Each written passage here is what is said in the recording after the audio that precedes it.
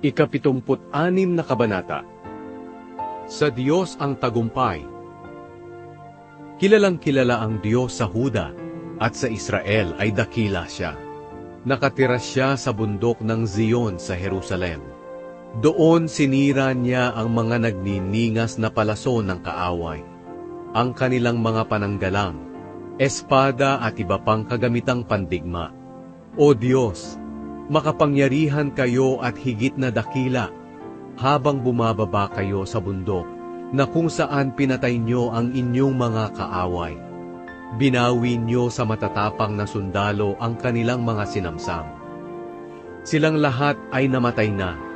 Wala nang makakapagbuhat pa ng kamay sa amin.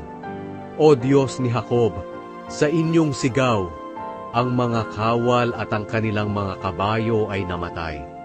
Kaya dapat kayong katakutan. Sinong makakatagal sa inyong harapan kapag kayo'y nagalit? Mula sa langit ay humatol kayo. Ang mga tao sa mundo ay natakot at tumahimik nang humatol kayo, O Diyos, upang iligtas ang lahat ng inaapi sa daigdig. Tiyak na ang galit nyo sa mga tao ay magbibigay ng karangalan sa inyo. Ngunit hindi nyo palubusang ibinubuhos ang inyong galit. Mangako kayo sa Panginoon na inyong Diyos at tuparin ito. Lahat kayong mga bansang nasa paligid, magdala kayo ng mga regalo sa Diyos na siyang karapat-dapat katakutan. Ibinababa niya ang mapagmataas na mga pinuno.